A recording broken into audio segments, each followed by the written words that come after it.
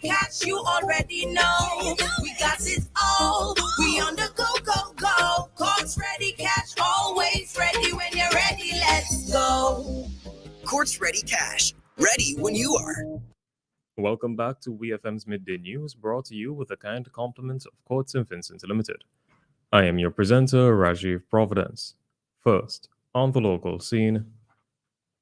June 1st marked the beginning of a very active 2022 Atlantic hurricane season, and Prime Minister Dr. Ralph Gonsalves is advising Vincentians to be extremely cautious and prepared. Dr. Gonsalves urged Vincentians to stay informed by getting accurate information from credible sources. The Prime Minister also advised Vincentians to download the Common Alert Protocol app, which links to NEMO so the information gathered there is current and accurate. The Prime Minister noted, "We live in a region where you have to be prepared for all kinds of hazards. Therefore, it is important for Vincentians to secure themselves, have an emergency plan, ensure they have emergency supplies, and to look out for others." The Prime Minister asked that persons who know they might have to go to a shelter to ensure that they know where the shelters are located and to carry with them some supplies, especially medicine and personal items.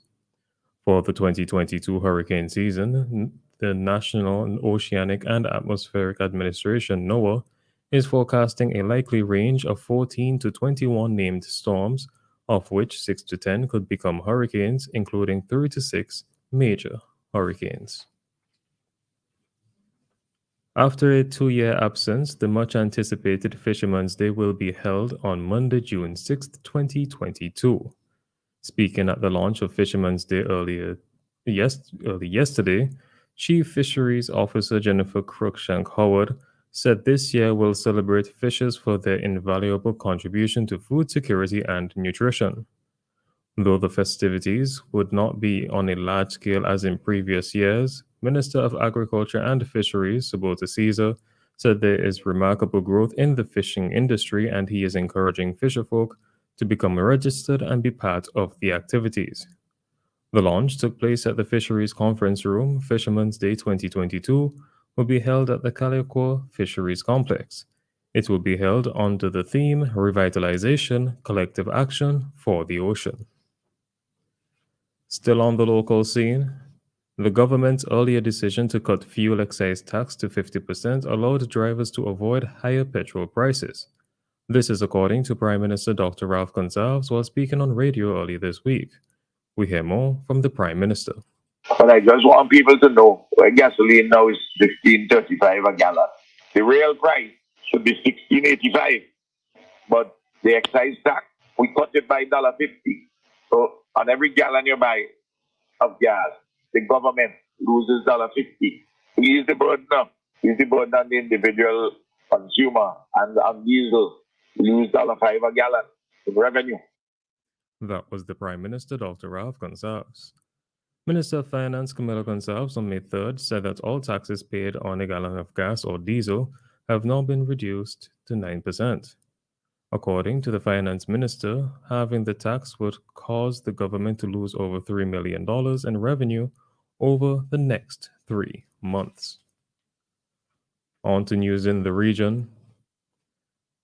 The Dominica government has defended its decision to pass the virtual asset business legislation, saying the emergence of virtual assets regionally and globally has generated a growing public interest and diverse legislative responses. A virtual asset is a digital representation of value that can be traded or transferred digitally. Virtual assets can be used for making payments or investments, said Dominica's Planning and Economic Development Minister Dr. Vince Henderson during Parliament on Monday night. He said cryptocurrencies such as Bitcoin are examples of virtual assets and that although the trading or transfer of virtual assets do not currently pose a material risk to financial stability in Dominica, their government has recognized the need to put the necessary regulatory framework in place.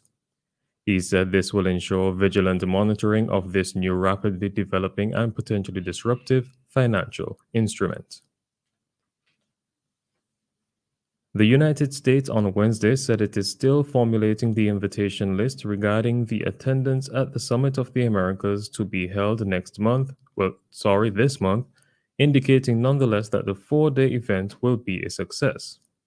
We are still looking through the invitations. We are continuing to engage in conversations with different countries, and once we make the final decision, we will make an announcement, said Juan Gonzalez, National Security Council Senior Director for the Western Hemisphere.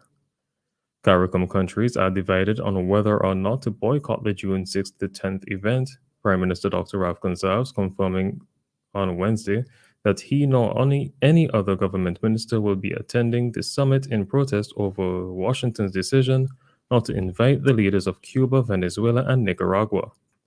Other countries in the Americas, including Mexico, have also raised concerns regarding their participation at the deliberations, insisting that the summit should be inclusive and not exclusive.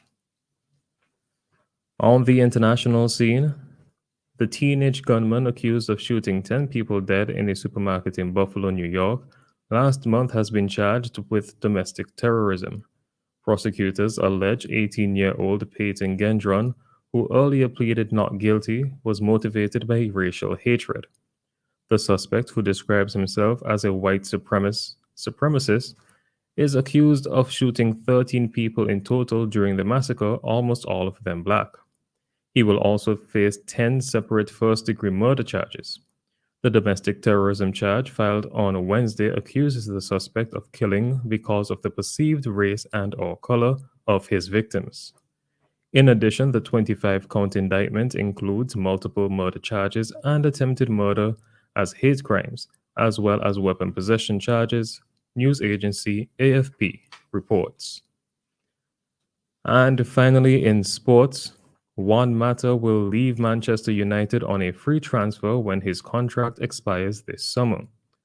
The 34-year-old midfielder, who helped Spain win the 2010 World Cup, cost United a then club record £37.1 million when he joined from Chelsea in 2014. Mata, who scored 51 goals in 285 appearances for United, played in 7 Premier League games last season. The club announced on Wednesday that Paul Pogba and Jesse Lingard would be leaving Old Trafford this summer. Mata, who agreed a 1-year contract extension with United last July, won 4 trophies with the club, including the FA Cup in 2016 and the Community Shield, League Cup, and Europa League into the 2016 to 2017 season. This has been WEFM's Midday News. I have been your presenter, Rajiv Providence. Join us again at 3 p.m. for WEFM's 3 p.m. News. WEFM's Midday News is brought to you with the kind compliments of Court St. Vincent Limited. Get your game on all month long at Court. Stream your favorite game or movie